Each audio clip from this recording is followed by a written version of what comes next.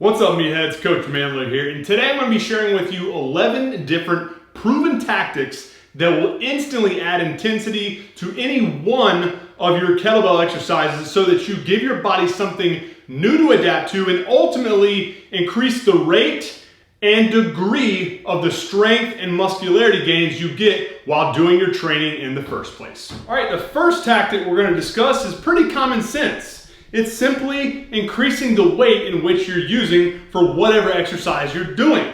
Obviously, if it becomes relatively easy to do any exercise with this 53, I can instantly increase the intensity of any exercise I'm doing to ask more of my body for faster improvements in size and strength by simply using more weight. So instead of that 53, knock out some 71-pound work, and that will instantly give my body more of a demand to adapt to. All right, the second tactic that we're going to discuss is adding a 3-second pause at the transition point from the eccentric portion of any lift to the concentric lifting portion of it. So, for instance, if I'm doing a regular goblet squat with no pause, I'm going to stay nice and tight, get to proper depth, and drive back up. What we're going to do with a pause is sit at the bottom of it at the transition point from the eccentric to the concentric. We're gonna pause for 3 seconds, staying nice and tight, not just kind of like sitting there limp, but staying nice and tight. And from there, after 3 seconds is up, explode back up to lockout. All right, here's what that's gonna look like. Nice and tight, core tight, boom, explode up. So what that's gonna do from a muscle building standpoint is it's going to add 3 seconds of time under tension by staying nice and tight, not relaxing, but keeping everything from head to toe, front to back tense. That's going to increase the overall work that your muscles are doing during the set itself. From a performance standpoint, what you're doing is you're eliminating the stretch reflex from the elastic energy created by normally doing it normally, like that, okay? So by eliminating that 3 seconds, or by eliminating the elastic energy that your body stores and capitalizes off of to kind of slingshot your way up almost, you're creating a scenario in which you rely 100% on just your static, or as I like to call it, your man strength. So, simple tactic, add a 3-second pause at the transition point from the eccentric to the concentric part of the lift. You can do this with deadlifts, squats, or presses. You can do it with pulls as well. The key is making sure you pause and stay nice and tight. Don't allow your body to get loose. Stay nice and tight for 3 seconds and then explode into that concentric portion of the lift. The third tactic we're going to use is altering the rate at which you do the actual exercise. And I am not a big fan of altering the rate at which you do the lift. I always like lifting explosively to capitalize off the performance gains of that, but I am a fan of slowing down the eccentric portion of any lift and how that increases cumulative time under tension for more of the strength endurance, and size gains that doing that can deliver. Just a heads up, whenever you do slow eccentric work, making it like a 3 to 5 second slow lowering of the weight, you can pretty much guarantee that that increased level of stress is likely to make you sore. So you're going to experience some DOMS, some delayed onset muscle soreness. So just expect that, and because of that, try not to do too much of this because you will burn yourself out pretty quick. So a simple example of that, sticking with the goblet squat, real simple. Instead of dropping down at a normal rate, I'm gonna go real slow, probably 3 to 5 seconds. Maintaining that proper path. And that extra time under tension, just in doing a couple reps, is really gonna put it on you. So, this tactic, really simple. Decrease the rate at which you lower the weight itself, and that will put a lot of stress on your body.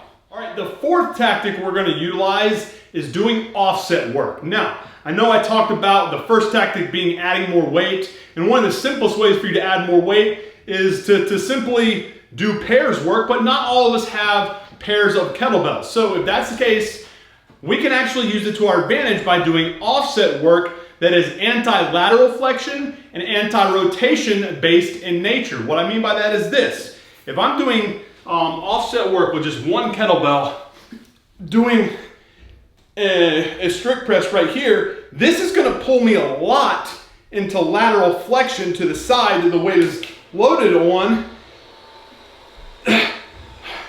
But if I'm staying nice and tight, especially with a heavier weight, it's going to create a huge demand, not just on my shoulders, my upper back, but also my core to maintain that stable spine that we're looking for. So for lateral flexion, we have that. Obviously with the overhead press, same thing with a suitcase deadlift. All multi-joint movements that have primary muscles initiating the movement itself, but having secondary work that are very core dominant in order to stabilize the spine. The other is anti-rotation work. And this can be done in any horizontal press or pull pattern. So I can do it with a flat or an incline bench, or like for right here, an anti-rotation row. This weight, while I'm rowing it, it's not only hitting my lats, but it's forcing me to stay nice and tight to prevent this kettlebell from pulling me into rotation while I'm doing it. So turn the fact that you don't have pairs of kettlebells into an advantage by doing heavy offset work that utilizes anti-rotation and anti-lateral flexion based movements. The fifth tactic is going to be asymmetrical or imbalanced loading. I discussed this at length in a different video I did last week, but let me just give you a quick refresher of this. We have multiple positions that we can load the weight from. All right, when you're doing it in this manner, it's very symmetrical with how you're loading it. But when you make it imbalanced, let's say instead of doing a front squat with both in the rack position to an iso rack overhead squat, it's creating a huge demand on not just the primary movers of the squat itself, but your core as well. So that is one way to instantly increase the demand that you're placing on your body by doing any movement that you're doing.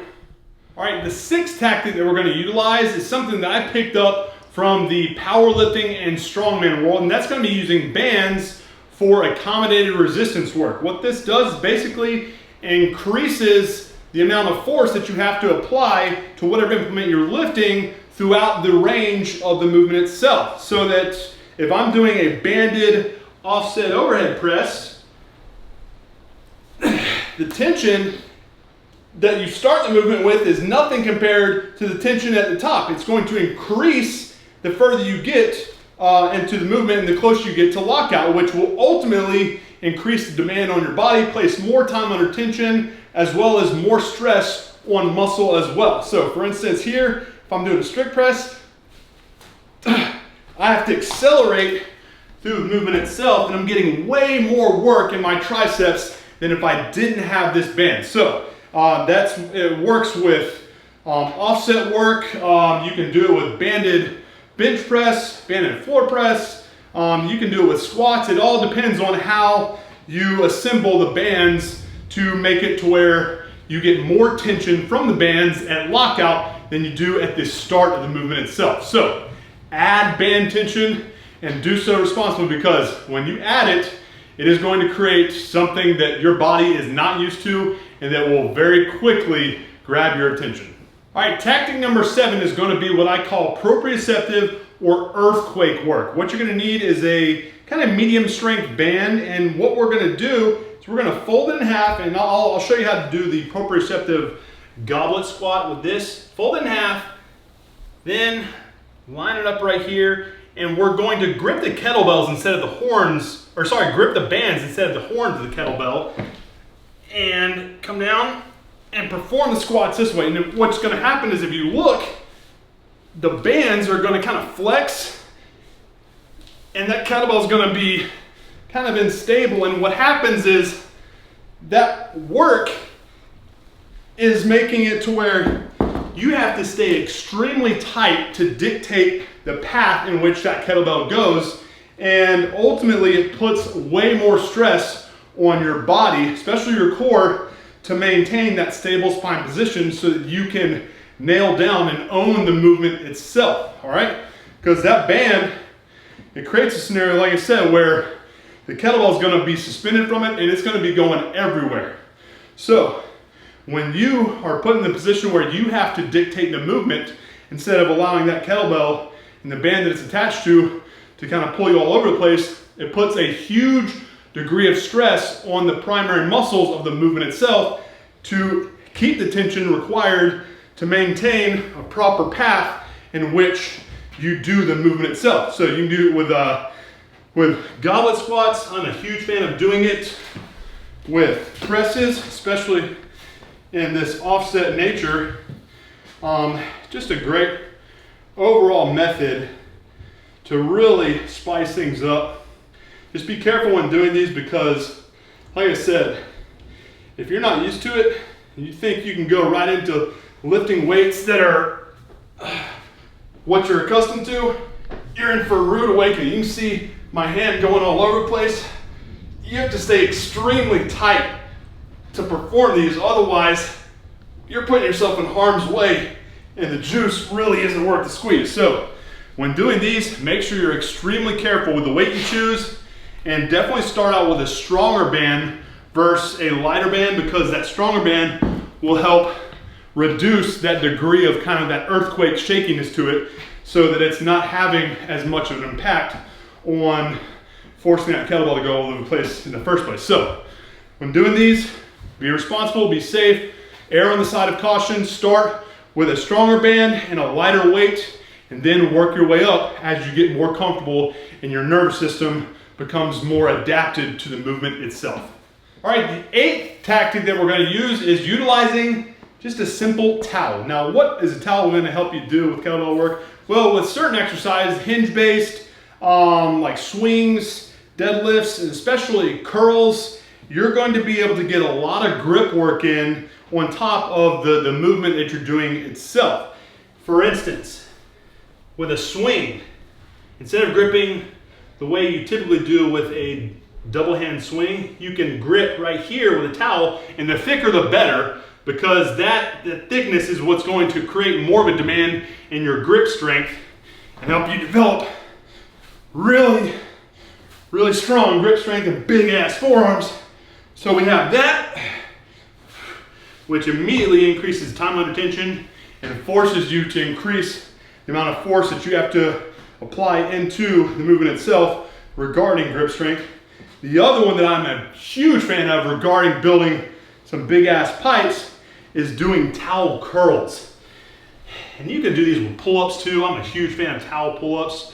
And what it does, man, is again, it takes just a normal movement and it puts a ton of hot sauce on it, man. This isn't just hitting biceps, but you're working the hell out of your forearms and grip strength too. So this tactic, really simple. Get yourself a thick, beat up old towel, one that you can designate for work like this. And from there, do some hinge-based work with it, deadlifts, swings. You can do some rows if you want to. And kind of just from there, it's just a matter of you being limited to your own creativity, all right? You come here, I mean, you name it. If you have to grip the towel instead of the horns of the kettlebell or the top of the handle of the kettlebell itself, it will dramatically increase the demand that it places right here and right here, so that you build some meat hooks as well as a bone crushing grip. All right, the 9th tactic that we're going to use is geared specifically towards doing deadlifts or anchor squats. And that's going to be doing what's called a deficit. All right, so instead of deadlifting or anchor squatting from the ground, you're going to increase the height at which you're driving your feet from. Make sure it's a solid surface, probably anywhere from 2 to 4 inches. And that will, if you notice, increase the range of motion for, let's say, the anchor squat right here, where my thighs are getting parallel to the ground, or a hinge-based deadlift. And what that does is obviously recruits more overall muscle fibers that, let's say, especially with the deadlift, that you're not quite accustomed to utilizing because of the increased range of motion that you're going through. So increase the range of motion by elevating the surface in which you're applying force into via these deficit deadlifts and anchor squats. All right, the 10th tactic that we're going to use is exclusive to doing squats and deadlift. It's going to be what's called anti-valgus reactive neuromuscular training work. And on top of it being something that helps you automatically improve or kind of auto-correct your squat and your deadlift by forcing better activation of your posterior, especially glutes and hamstrings, is by utilizing either just one of these little hip circle bands or the official hip circle band that my boy Mark Bell hooked me up with. All right, by putting this on and doing either squat or deadlift, putting it up here and having that band tension pull you in, almost like a valgus force pulling you in, fighting against that will automatically light up your glute medius, which is responsible for more lateral work and pushing your knees out. All right, basically internally rotating your hips, which fires up your glutes, like I said, and also activates your hamstrings during the deadlift for improved overall patterning while you're doing it, as well as the squats. But it also, obviously, because it's activating those better, increases the time under tension that you're placing on the posterior muscles in these movements. All right, so the same thing with squats. Push those knees out. Don't let that band pull you in while you're doing each movement. And it's a great way to put a lot of time under tension in muscle groups that commonly people don't activate while doing either the deadlift or the squat itself. All right, and the 11th and last tactic that we're going to discuss is a little bit different than the rest in that it's not necessarily going to add intensity to each individual rep itself, but it's going to actually decrease it by alleviating a lot of the stress from your joints that you typically get when doing either squats or deadlifts, but it does so in a way that allows you to take advantage of that and get more overall reps so that you get the added intensity on that end of things. And what we're going to be talking about in this situation is by doing box work. Whether you're doing a box squat or box deadlift, what you're really doing is eliminating, or basically you're breaking up the kinetic chain. So whereas normally if I'm deadlifting or let's say I'm squatting, I'm not breaking up the kinetic chain here. It's one simple pattern here. It's an eccentric followed by concentric. What happens if I break that up, if I sit back onto a box, relax my hips while keeping my core and back nice and tight to stabilize the spine, that's breaking up the kinetic chain. And that alleviates a lot of pressure that people feel in their knees and their hips. And you're not gonna have as relatively difficult a time doing that. You're definitely gonna feel less torque in your joints while doing it to a box versus doing it free like I was doing beforehand. But what you get from that is you can sneak in more volume.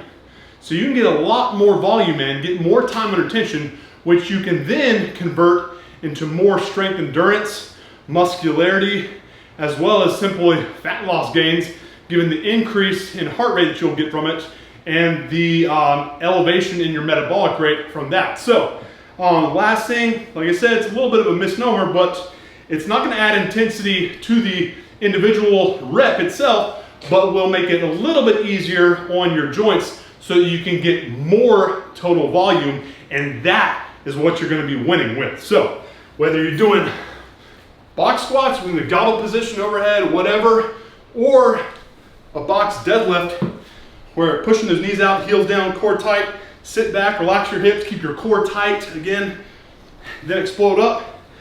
A lot easier on your joints, but at the same time, you're able to sneak in more volume and win with that instead of overall just more maximal intensity with each rep itself. So there you go. Number 11, utilize the box. Hey man, thank you so much for checking out today's video. Quick tip before letting you go though, if you enjoy piecing together your own workouts then what I'd do if I were you is go back to the video that I posted last week on the 8 different positions to load weight in and cross-reference that video with this one so that you can build out a huge exercise library that assures you'll never grow bored or tired with your training, and you always give your body new demands to adapt to. Now, if you enjoyed this content tutorial-based video and want me to share more like it that help to inspire new training ideas in the future, then do me a solid and hit the thumbs up button so I know you're digging the content that I'm sharing with you here. Subscribe and hit the alert icon so you get notified the instant I drop new videos every Monday, Wednesday, and Friday. And lastly, don't leave without first grabbing your free week's worth of kettlebell performance fat loss training inside the Kettlebell Cardio Blueprint that I put together for you by clicking on either the image that you see right over there to the right or the pin link at the very top of the comment section down below. Appreciate your time, guys. Have a good one. Mandler out.